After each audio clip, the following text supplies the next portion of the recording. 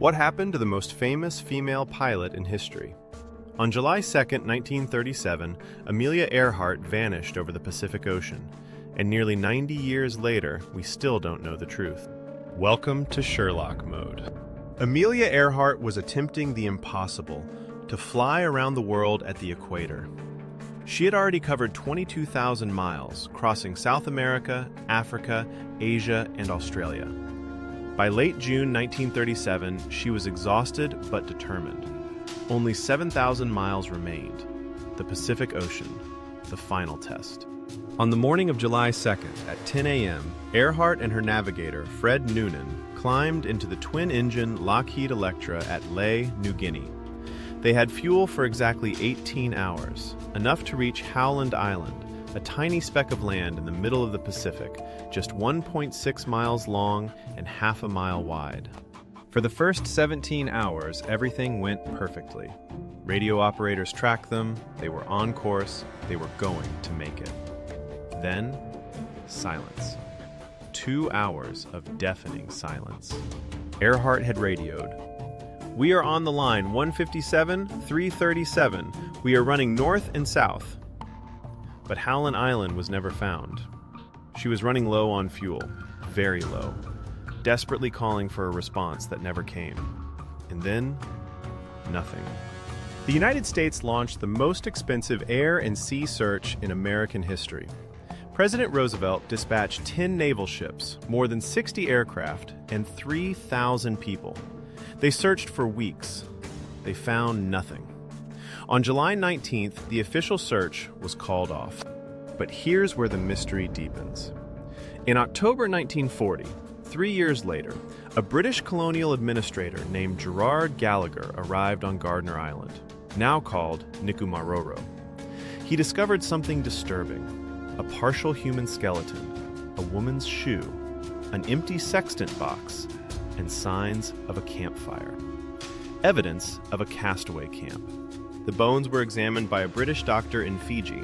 His conclusion shocked investigators.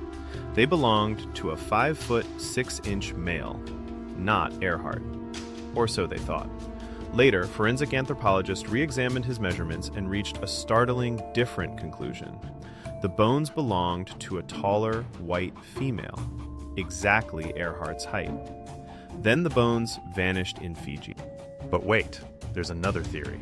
In 1959, Josephine Blanco Akiyama came forward with a shocking claim. As a child on Saipan, she witnessed Japanese soldiers taking Earhart into custody in 1937. Later, she learned they executed her. Other witnesses emerged with similar stories. In 1970, Michiko Sugita, whose father was a civilian police chief, claimed military police shot Earhart as a spy. Even more astonishing, retired Marine General Graves B. Erskine, deputy commander during the Saipan invasion, told CBS in 1966 that he had direct evidence. "It was established that Earhart was on Saipan," he said. "You'll have to dig the rest out for yourselves." A classified ONI report was declassified in 1967, allegedly containing proof. Throughout the 1970s and 80s, researchers like Fred Gerner and Vincent Loomis conducted interviews across the Marshall Islands. Witnesses claimed Earhart crash-landed on Bar Island. One man, Bilamon Amaron, allegedly treated Fred Noonan's knee wound. Metal detector searches uncovered aluminum plates and landing gear components consistent with an Electra. Let us analyze the clues like detectives. We have 3 competing theories, each with supporting evidence and credible witnesses. The official crash theory. They simply ran out of fuel and sank into the Pacific. The Nikumaroro theory. They crash-landed on a remote island and survived as castaways before dying. The Saipan theory. They were captured by the Japanese military. Each theory has problems. If they crashed in the ocean, where did those bones come from? If they landed on Nikumaroro, why did the bones disappear? If they were executed on Saipan, where is the hard evidence? After 87 years, the mystery remains uncracked. In 2024, a deep-water exploration company thought they found the wreck on sonar. It was a rock formation. The truth about Amelia Earhart remains locked away in time and ocean. Perhaps she lies in the deepest trenches of the Pacific. Perhaps her bones rest on a forgotten island. Or perhaps the Japanese military archives hold secrets they never revealed. One thing is certain: the world's greatest aviator deserves answers. And until we find them, her disappearance will haunt us.